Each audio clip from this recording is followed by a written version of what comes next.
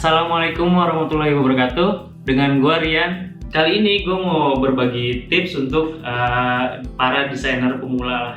Walaupun gue juga masih pemula, cuman gue pengen sharing aja gitu.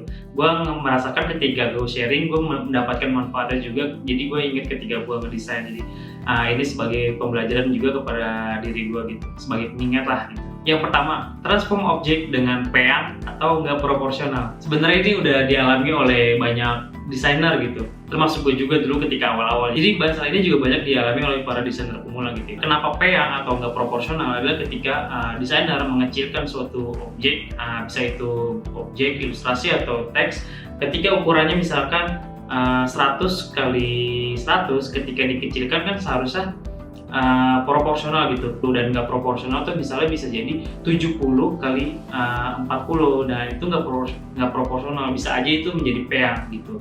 Nah itu bisa nggak enak dilihat oleh mata gitu. Dan sesama desainer melihat objek yang peang itu benar-benar emang nggak enak sih itu. Jadi jangan sampai itu terjadi ketika lu ngirim ke klien pertama lu gitu. Yang kedua, tidak mengerti dan paham instruksi yang diberikan oleh klien gitu. Nah, masalah ini dialami gue juga ketika gue pertama kali punya klien freelance sebelum gue mencoba kerja in-house gitu. Masalah ini biasanya kita dapatkan ketika kita dalam tahap briefing, cuman kita nggak memperhatikan klien kita dengan seksama gitu, kita nggak memperhatikan yang dengan seksama, atau bisa jadi kita nggak mencatat gitu.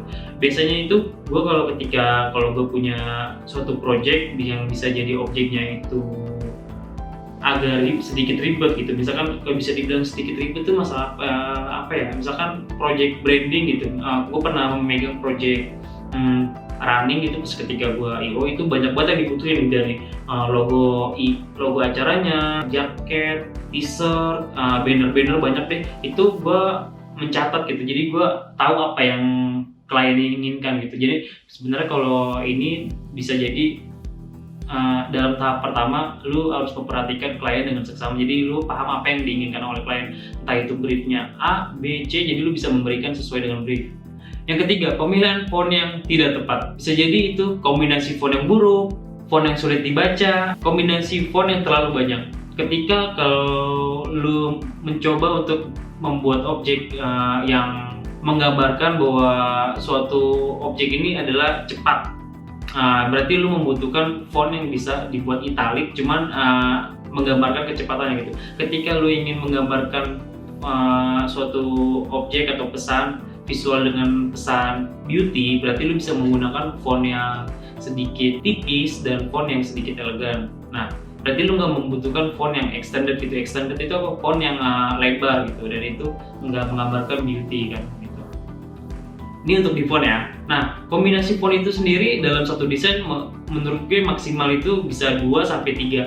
4 itu terlalu banyak, cuman kalau bisa diturunin lagi deh. Font yang sulit dibaca, ketika lo pengen membuat suatu poster misalkan, berarti poster ini ditaruhnya di mana gitu. Misalkan poster ini ditaruhnya di mading sekolah, yang biasanya tuh orang bisa cuman lorong-lorong sekolah, orang berarti jalannya pelan, orang berarti kalau baca di mading biasanya orang jalan berhenti gitu. Berarti dia nggak membutuhkan font yang terlalu besar gitu. Tapi berbeda lagi ketika lo ngedesain untuk di billboard gitu. Misalkan billboardnya itu ditaruh di pinggir jalan, berarti lo harus membuat font ini yang mudah dibaca ketika orang lewat, entah itu naik motor atau mobil, orang langsung bisa nangkep pesan lo itu apa gitu. Nah, kombinasi font yang terlalu banyak juga menimbulkan kesulitan orang untuk menerima pesan gitu. Jadi sebisa mungkin gunakan font itu 2-3, jangan sampai 5-6, itu fontnya beda-beda, jangan sih, itu ngebuat desain lo menjadi lebih terlalu crowded lah. Kesalahan desainer pemula selanjutnya yang harus dihindari adalah mendesain untuk diri sendiri. Mendesain untuk diri sendiri nih masih berkaitan dengan kita mungkin bisa nggak memperhatikan klien dengan seksama gitu. Jadi atau ego kita yang terlalu banyak tertuang ke dalam desain untuk klien gitu. Jadi sebenarnya kan desain itu problem solving. Ketika kita mendesain, kita memecahkan masalah apa yang dialami oleh klien gitu. Jadi misalkan klien lu pengen membuat signature di toko di dalam mall gitu, mereka ingin menggambarkan toko sport gitu. Toko sport itu berarti dia energik, entah itu dia juga cepat, berarti lu membutuhkan background yang sedikit eye-catching, warna background eye-catching, dan pemilihan font yang menggambarkan sport gitu. Bisa itu font yang sedikit bisa menggambarkan itu kecepatan, berarti font itu bisa italic dan gitu. Yang selanjutnya, tidak mengerti target audience. Lo harus pahami gitu, target audience ini mirip dengan target market ya. Nah, ini seharusnya ketika kita awal mendesain atau ketika kita mendapatkan brief ini udah harus di dalam kepala sih, target audience kita tuh siapa, target market kita siapa misalnya gitu. Jadi misalkan ketika kita mendesain billboard, desain poster billboard atau desain signage di mana gitu, tahu target audience kita gitu. Oh, target audience toko ini tuh orang dalam lingkup itu orang pada jalan cepat gitu, orang pada jalan terburu-buru gitu. Jadi lu mungkin harus membuat desain yang orang tuh harus berhenti sebentar, atau setidaknya matanya tuh harus nengok gitu ke kanan atau ke kiri di mana toko lu berada gitu. Oh, misalkan desain atau poster gua untuk ditaruh di dalam billboard. Nah, billboard ini yang di pinggir jalan. Oh, berarti target audience gua tuh orang-orang yang naik motor, naik mobil, atau yang dalam kesibukannya dia bergerak cepat lah gitu. Jadi mereka nggak cukup banyak waktu untuk melihat. Jadi lu harus memecahkan masalah itu, lu harus memilih font, ilustrasi atau warna yang membuat orang menjadi nengok ke dalam desain atau pesan visual lu, tapi nggak dalam pemilihan warna ini jangan sampai lepas ya dari brand identitas perusahaan yang lu bikin gitu. Selanjutnya, pemilihan warna yang salah. Nah, pemilihan warna yang salah juga bisa jadi karena lu menggunakan warna yang terlalu banyak gitu. Dalam satu warna, misalkan lu menggunakan warna campurannya warna merah, warna biru, itu benar-benar campuran warna yang nggak tepat. Untuk pencampuran warna, aku saranin lu membuka website yang namanya Color Scheme Designer ataupun palettone.com. Misalkan lu butuh 2 warna, 3 warna, 4 warna jadi di website itu memberikan lu panduan. Misalkan kalau lu membuat butuh 4 warna orange, berarti temennya misalkan bisa warna biru atau warna biru muda, misalkan ada warna coklat gitu. Nah, lu bisa membuka website itu untuk panduan lu pemilihan warna gitu. Yang selanjutnya, tidak ada white space. White space ini sebenarnya masuk ke dalam prinsip desain ya. White space ini adalah contohnya ketika gua ngedesain poster. Nah, white space ini adalah bagian dalam poster yang nggak gue taruh apapun, misalkan nggak gue taruh teks ataupun nggak gue taruh ilustrasi gitu, cukup background aja gitu. Nah, white space ini membuat mata para orang yang melihatnya itu menjadi sedikit nggak rancu lah, nggak berantakan lah gitu. White space ini membuat mata menjadi lebih enak ketika ngelihat desain gitu. Selanjutnya, menghiraukan prinsip desain grafis. Nah, prinsip ini sebenarnya buat kalian kalau yang udah kuliah gitu ya, kuliah di kafe, mungkin diajari gitu prinsip dasar desain grafis. Selanjutnya, dalam beberapa kesalahan desainer grafis adalah overthinking dalam segala hal. Misalkan bisa jadi gini, desain gue udah ini udah bagus belum ya? Oh, ini kayaknya ada yang kurang deh. Oh, kayaknya fontnya agak tepat deh. Atau ini backgroundnya kayaknya harus gue ganti deh. Nah, ini sebisa mungkin harus lo hindari gitu. Jadi mungkin dalam memecahkan overthinking ini, kita ngambil contoh kasus ketika gue ngedesain poster deh. Ketika gue ngedesain poster, oh ini kayaknya backgroundnya kurang deh. Gue mungkin cukup ngerevisi itu antara satu atau 2 kali aja gitu.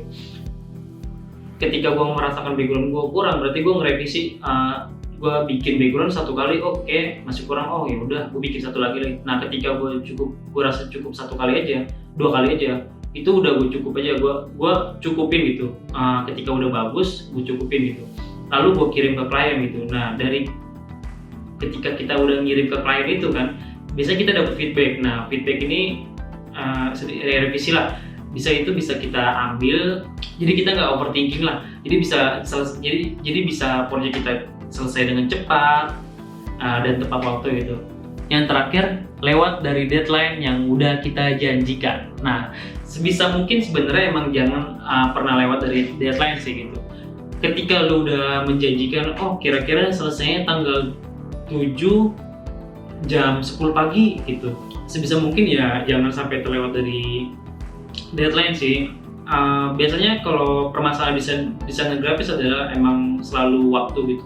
Ketika waktu kita udah diuber-uber dengan cepat, harus selesai dengan cepat waktu.